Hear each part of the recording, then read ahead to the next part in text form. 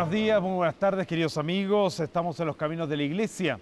Este nuevo programa, una vez a la semana, en que tratamos de conversar distintos aspectos de la vida nacional, tomándole un poco el pulso a lo que sucede a la luz de la fe. Me encuentro con Martín Baudet, secretario general de la FEUC 2015, estudiante de Historia de quinto año. Hola Martín, ¿qué tal? Buenos días, padre. Gracias por la invitación. Gracias a ti por venir, pues queremos conversar. Hay tantos temas, justamente conversábamos antes de tomarle un poquito el pulso a distintos aspectos de la vida nacional. A ti te ha tocado un año muy intenso, ¿no es cierto? Ya desde el año pasado, la preparación a las elecciones y luego todo lo que ha significado este año muy lleno de muchas actividades, tragos dulces y amargos, me puedo imaginar, ¿no? Exactamente. Bueno, ¿qué ha sido lo más significativo de estar en la FEUC, de ser parte de la Federación Estudiante de la Universidad Católica? Bueno, lo primero que estar en este tipo de cargos te permite conocer la realidad de la universidad en muchas aristas que muchas veces como estudiante común uno no es capaz de ver. Por ejemplo, por dar un caso concreto, lo que fue marzo con la entrega de becas y las postulaciones. Uno de repente, un poco absorbido por lo que es, no sé, los estudios, la vida universitaria, no se da cuenta de las distintas realidades que existen hoy en la universidad, y es muy fuerte el saber distintos casos de estudiantes que lo pasan muy mal, que hacen sacrificios muy grandes por poder mantenerse estudiando acá y que necesitan una ayuda. Y mucho más duro es después ver que un caso difícil llega después un caso más difícil y otro más difícil, y ahí uno después tiene que incluso ver cómo se entregan las becas, cómo uno tiene que escrimar. Entonces, ver la realidad de la universidad en todas sus aristas y sobre todo en las más difíciles, en las que uno de repente como estudiante común no es capaz de ver, yo creo que es lo más fuerte que me ha marcado durante este tiempo. Mira, interesante. ¿Qué porcentaje de alumnos en la universidad tienen algún tipo de beca? 55%. Mira, es fuerte. Beca o crédito. Beca o crédito. De cualquier tipo de institución. Ya.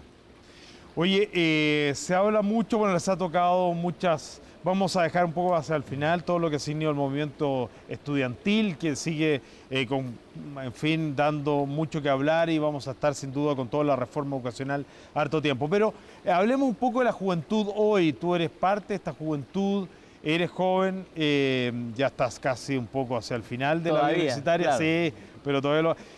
se dice que vivimos una juventud muy individualista, muy centrada en sí misma, muy encerrada en su propio nicho. ¿Es eso real, esa crítica real o no? ¿Cómo la ves tú? ¿Cómo la has experimentado? Efectivamente, yo creo que existe una especie de individualismo de repente dentro de la juventud que incomoda un poco. Pero hemos visto, sobre todo los que estamos en la universidad, somos de esta generación, entramos a la universidad después del 2011, nos hemos dado cuenta que también hay una voz que decir. Hay alguien a quien también podemos escuchar, realidades con cuál encontrarnos, y eso también nos saca un poco de esta esfera. Yo creo que de repente se utiliza mal el concepto de individualismo, entender el individualismo como no sé, estar ajeno al dolor que otros sufren, no hacerse parte también del otro, de trabajar en conjunto. Es un individualismo que es malo, pero en el fondo el individualismo de la persona que, bueno, también existe otro individualismo que es bueno, que es de la persona que quiere salir adelante a través de sus propios méritos, que se vale por sí mismo, que también es respetable. Claro. Yo creo que el individualismo malo es aquel que le cierra la puerta a otra persona. Justamente. Pero también te lo preguntaba porque hay otra parte de la vida universitaria y de la vida estudiantil en general que es una beta solidaria muy fuerte, muy acentuada. También te ha tocado verlo. Y de hecho ahora hace poco ustedes estuvieron en trabajo. ¿Qué tal fue eso y cómo lo ves? Bueno, esa beta a mí me tocó conocerla desde que voy en cuarto medio. Yeah. Yo en cuarto medio participé en los trabajos, en las misiones de Siembra UC, cuando era escolar todavía. Y desde ahí en adelante que todo lo que es el trabajo, el voluntariado, las misiones, han marcado fuertemente en mí. Todo verano, todo invierno participando en distintas actividades. Me ha tocado conocer a la mejor gente,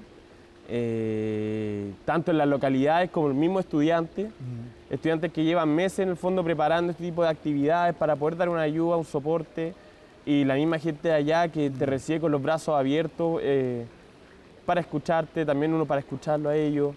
Y en el fondo, no sé, como esa situación que se da en los trabajos, que se dan las misiones, es bien importante, muy significativa para todos.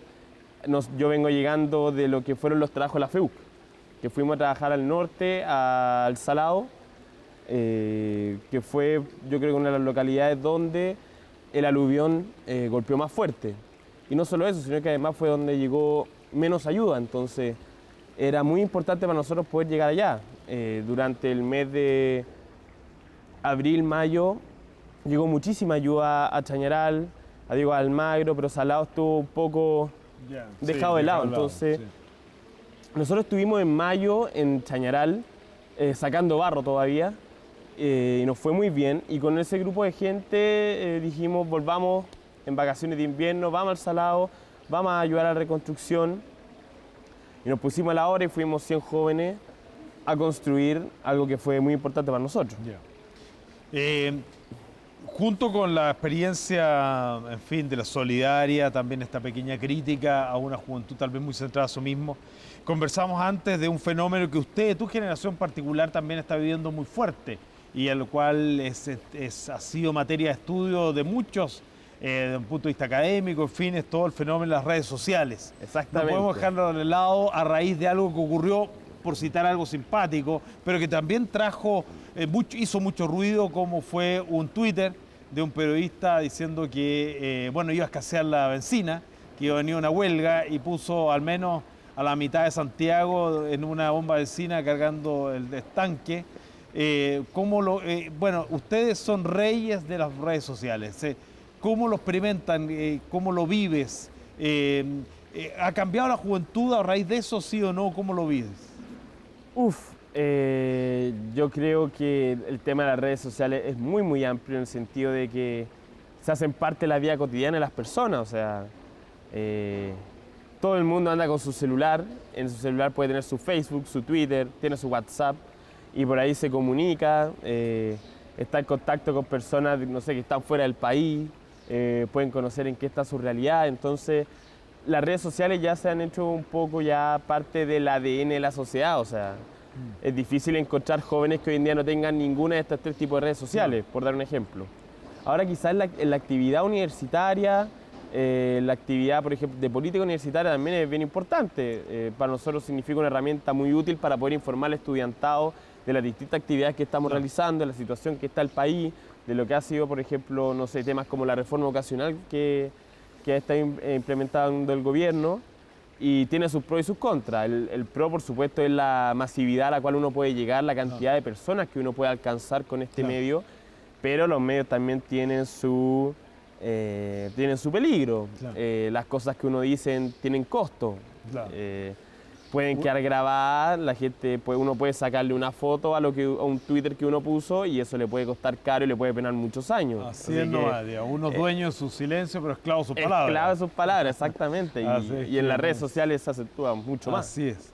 Oye, ya entrando ahora en terreno más duro, quizá contingente, pero en relación, ya tú lo nombraste, la reforma educacional, el movimiento estudiantil, ¿cómo lo vislumbras? ¿Qué ves? Y tal vez algo de las propuestas que ha hecho la FEUC concretamente en este campo.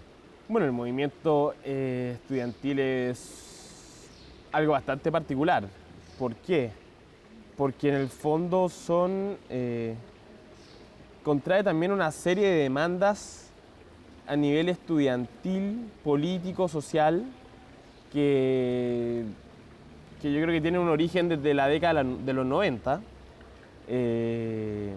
Después de la vuelta a la democracia, que se han mantenido, que en el fondo han sido trabajadas por distintos intelectuales, que han sido bajadas a los estudiantes. Esto ha sido tema de discusión en la asamblea, en federación, en todas las universidades del país, y que hoy en día, y que el 2011 por supuesto que hizo una especie de erupción, y que fue capaz en el fondo también de articularse y hacer un eco muy fuerte en la ciudadanía. Había un síntoma clave que, si bien la educación chilena estaba avanzando en ciertos aspectos, habían otros en los cuales se estaba quedando de lado. Y uno de ellos era, por ejemplo, la posibilidad de acceso a la universidad. El movimiento estudiantil efectivamente fue capaz de congregar, pero evidentemente que entre el 2011 y hoy día, el 2015, hay una debacle en la capacidad de masividad o de convocatoria, que es muy, muy fuerte, porque efectivamente las demandas del movimiento estudiantil se han radicalizado fuertemente y la ciudadanía lo ha visto. O sea, el CONFECH hoy en día tiene el CONFECH, que en el fondo es el que lleva la directriz del movimiento estudiantil, tiene un nivel de aprobación muy, muy bajo. Y eso, bueno, es producto primero de la radicalización de las demandas, cierta actitud antidemocrática, como fue cuando nos echaron a nosotros de la vocería. Y eso efectivamente a nosotros también nos deja un escenario muy complicado, porque cuando tienes el CONFECH, cuando uno tiene el CONFECH, que en el fondo te dicen, queremos una educación gratuita, en la cual tiene que financiarse solamente de proyectos de carácter estatal, evidentemente deja fuera a muchísimos estudiantes, muchísimas familias fuera, claro. Solo con esa simple declaración, que a priori se ve muy bondadosa, pero que también excluye a muchísimas familias. Y además que en este país sucede que esas familias son las más humildes, son las de recursos más escasos y las que han realizado un esfuerzo mucho más grande por ingresar a la educación superior. El tema de la democratización de las universidades también, que en el fondo atenta contra la naturaleza misma de las instituciones, transformándola en un delirio prácticamente asambleísta de lo que es la educación y de lo que debe ser un organismo universitario que se dedique a la ciencia y al cultivo del saber. Así es, muy bien. Oye, ya entrando a otro, saltando un poco, me sale ahora para aprovechar bien el programa. Hay dos temas que están en barbecho y que van a saltar luego. Uno es la eventualidad de la despenalización del aborto, y también la FEUC, la Federación Estudiantes, sacó una declaración hace un tiempo atrás. ¿Cómo están? ¿La mantienen? ¿Se suman? O, en fin, ¿cuál es su postura frente a la eventualidad de una despenalización del aborto? Bueno, la postura de nuestra federación y de que el fondo, la postura del movimiento gremial al cual pertenecemos, es que nos oponemos a cualquier forma de aborto. El tema del aborto, evidentemente, es muy complicado, es bastante complejo, porque siempre sale a la palestra los casos más difíciles que hay a la hora de hablar de maternidad. El tema de las madres que son violadas, de los que tienen un embarazo inviable, que son situaciones muy, muy difíciles. Muchas veces nosotros, los que estamos en contra del aborto, hemos caído en el error de ser carentes de caridad. Y muchas veces no lo hemos escuchado, no hemos sido capaces de darle un espacio. Ellos viven en una situación muy difícil. Lo que nosotros como católicos, como personas que están en contra del aborto, debemos dejar en claro de tener una voz que sea capaz de escuchar, que sea capaz de integrar y demostrarle de manera concreta por qué el aborto es la peor solución. Por qué el aborto en el fondo es algo que no hace sentido en la sociedad en la que estamos. En el fondo, cuando uno habla de un nacimiento, es un acto que involucra a tres vidas. Y que en el fondo sea una de ellas simplemente tenga la capacidad de elegir por el resto, no es justo a priori. Y que en el fondo sea la vida más débil, aquella la que no tiene capaz de actuar, la que no tenga capacidad de decidir si vivir o no, claro, evidentemente es un acto que es criminal. Y nosotros depende evidentemente de mostrar que eso no es una solución para el Chile en el que estamos. Así es. Hay varias iniciativas justamente pro vida que apuntan a bueno, efectivamente hacer realidad el apoyo, porque es fácil decirlo, tú mismo lo dijiste, pero si no hay un apoyo, la tentación de incurrir en el aborto es mucho más grande. Y una forma de espantar este fantasma es dando una mano efectiva. Y yo creo que la universidad, no lo digo por estar aquí en la Católica, sino que en realidad ha sido ha dado un buen ejemplo, y sé que de otras universidades que lo han seguido, que es el apoyo a las estudiantes embarazadas. De un apoyo mayor, cosa que no tengan que dejar los estudios, que de alguna forma puedan simultáneamente responder a su labor como madre y seguir estudiando sin perder o sin alargar excesivamente también, porque también es oneroso. ¿Qué hay de eso? ¿Qué hay alguna iniciativa? ¿Cómo lo ves tú y qué han hecho para que eso? Sí, efectivamente, nosotros nos damos cuenta de esta realidad que existe. A mí me pasó que todos teníamos compañeros dentro de la federación, todos teníamos algún compañero, teníamos un amigo o una amiga que era madre o padre universitario. Y efectivamente, si queríamos empezar a hablar de vida, a estar a favor de la vida, teníamos que en el fondo primero dar una ayuda a aquellos que sí escogieron la vida y son padre y madre. Lo primero que empezamos a trabajar es en el proyecto Camina y en el proyecto Humanizar. Ya, Proyecto podría Humanizar ser. es es un proyecto de la Federación en el cual nosotros quisimos generar ciertos elementos mínimos de vida dentro de la vida universitaria de ciertos estudiantes. Por ejemplo, que exista una mayor matrícula para la sala cuna, que existe una mayor disposición por parte de la universidad para recoger a los alumnos que son padre o madre. Otro elemento fundamental fue, por ejemplo, la situación que vive el campus Villarrica, donde existe un gran porcentaje de alumnos que son madre y padre y que necesitaban una ayuda en ese sentido. El tema de la guardería, el tema de la ayuda en la toma de ramos, que tengan una prioridad, el tema de la justificación a la inasistencia, porque a nosotros nos ocurrió una situación bastante particular, que 2 días después de haber ganado la federación, bueno, nosotros tuvimos un discurso pro vida muy fuerte y llegó un estudiante de ingeniería que nos dijo: chiquillos, por favor, si van a hacer algo por los papás o los mamás universitarios, les pido que hagan algo con la justificación a prueba.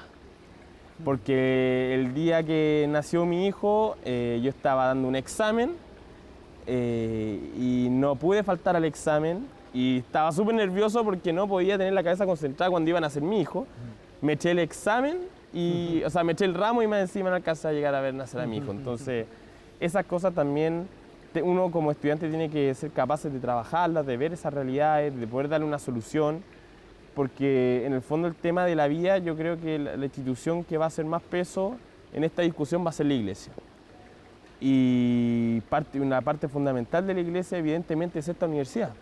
Y si esta universidad no va a la vanguardia de la defensa de la vida en distintos factores, como es la ayuda a la maternidad, la protección del embarazo, porque no es simplemente decir sí, vamos a cuidar al niño cuando está en la guata de la mamá, claro, sino que también parte porque una vez que ha nacido también tenga aquellos, no sé, pues estándares mínimos para poder ser bien criado. En el fondo, que una madre pueda estar con su hijo, un padre pueda estar con su hijo y ser universitario a la vez. Claro. La Universidad Católica tiene que dar ese paso en humanidad y nosotros estamos trabajando fuerte en eso para poder darle respuesta a esa no menor cantidad de alumnos que son padres y madres de esta universidad. Sí, qué bueno que lo nombres, lo digas, porque yo ya llevo 12 años aquí en la universidad y otros llevan mucho más, pero el tiempo que yo llevo por lo menos me he dado cuenta de que ha aumentado la cantidad de padres y madres. O sea, primero, muchos alumnos entran ya mayores, o sea, no directamente del colegio, que es un poco el paso tal vez aún habitual, inmensa mayoría, sino que otros, en fin, o han trabajado entre medio, o han hecho algún otro estudio,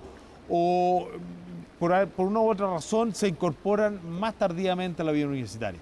Entonces, o ya tienen una experiencia familiar propia, de que son padre o madre, o están a puertas de serlo. Entonces, eso yo creo que es un punto que tenemos que abordar luego. Qué bueno que se toma iniciativa en ese sentido. Otro punto que está dando vuelta en la agenda es la famosa posibilidad de la legalización de la marihuana para tratamientos terapéuticos, en fin, medicinales. ¿Cómo lo ven? Sobre todo porque los grandes consumidores de marihuana son los jóvenes.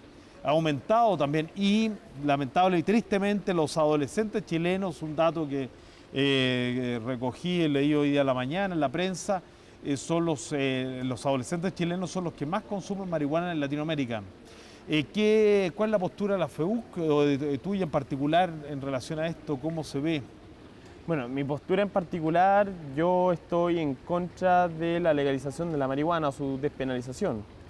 Por el siguiente motivo, que es un poco más o menos abstracto, o sea, y esto también es aplicable a distintos tipos de sustancias o de productos que también atentan contra la libertad de la persona. Una de las cosas que nos diferencia una de las cosas que nos hace más humanos, por ejemplo, es nuestra voluntad.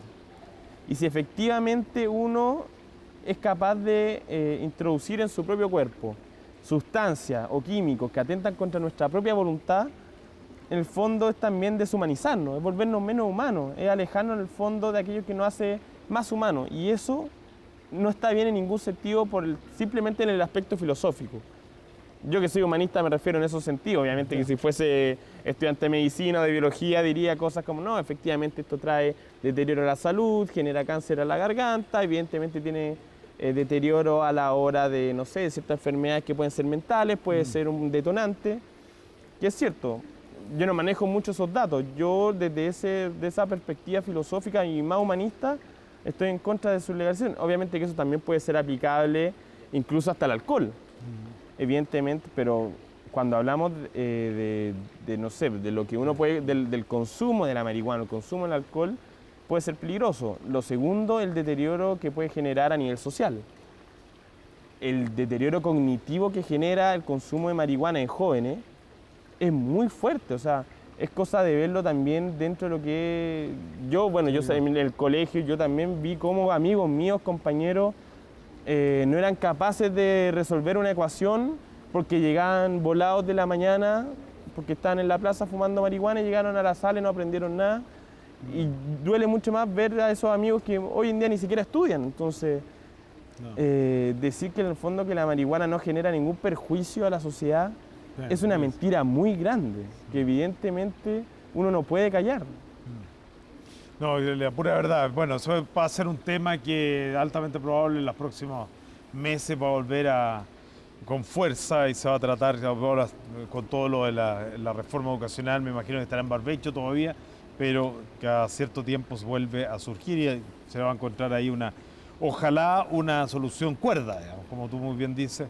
Sobre todo llama la atención que la persecución muy fuerte, que se podrá compartir o no, en fin, del cigarro, por ejemplo, a la cual se le ha trincherado mucho, que tiene por un punto de vista de los impuestos, pero también desde un punto de vista de la salud. Llama la atención que por otro lado ahora se busque la liberalización de la marihuana, que tiene efectos evidentemente mucho más nocivos, digamos.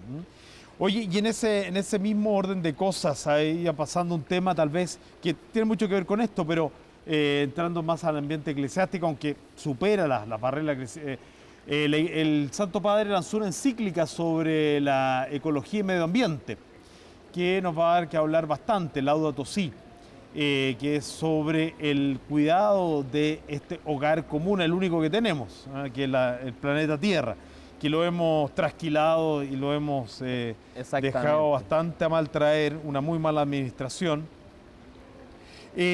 Los jóvenes se plantean algo, ¿cómo lo ven también ustedes como movimiento estudiantil, como FEUC? ¿Se está tomando alguna iniciativa concreta para hacer de este mundo algo más vivible, de alguna política de sustentabilidad que acompañe lo que en este caso el Papa ha pedido que hagamos? Bueno, efectivamente, en la juventud, yo creo que el tema de la ecología, la sustentabilidad ha marcado fuertemente. De hecho, todo el resto de mi directiva está durante estos días en reuniones respecto a temas de sustentabilidad, de ecología, y efectivamente la encíclica del Santo Padre nos recuerda algo que muchas veces la arrogancia del hombre nos hace olvidar, que entender que la naturaleza también es un regalo dado, que si bien tenemos derecho a hacer usufructo de él, también tenemos el deber de cuidar. Y que si no somos capaces de generar una vinculación con el medio ambiente, una relación con la naturaleza, con las otras formas de vida, no vamos a llegar a ningún lado y vamos a destrozar un planeta que efectivamente es nuestra casa, como dice el Papa. La única que tenemos. Y la única que tenemos, y eso es muy, muy duro. Y lo que muchas veces como jóvenes, yo creo que hoy en día estamos recordando fuertemente, es que tenemos la obligación de no dejarle a nuestro hijo un peor mundo que nos dejaron nuestros padres. Así es. Y yo creo que es algo que siempre tenemos que recordar. Y esta encíclica del Santo Padre hace hincapié fuertemente a todo cristiano de muchas veces recordar que efectivamente estos bienes, la naturaleza, tienen un destino, tienen una responsabilidad, tienen un valor, y que si no somos capaces de devolvérselo, no somos capaces de generar un desarrollo en el cual podamos entregarle a las futuras generaciones un planeta saludable, evidentemente estamos cometiendo un acto carente de moral. Así es. Bueno, quizás dos datos para ilustrar un poco lo que tú acabas de decir. El mes de junio recién pasado fue el mes más seco desde que se mide la cantidad de lluvia caída en Santiago al menos. De hecho no llovió nada, o sea, no llovió nada en junio. Y segundo dato, también en junio fue el mes más caluroso en todo el mundo. O sea, tanto en el hemisferio sur como en el hemisferio norte ha sido el mes más caluroso desde que se registra la temperatura.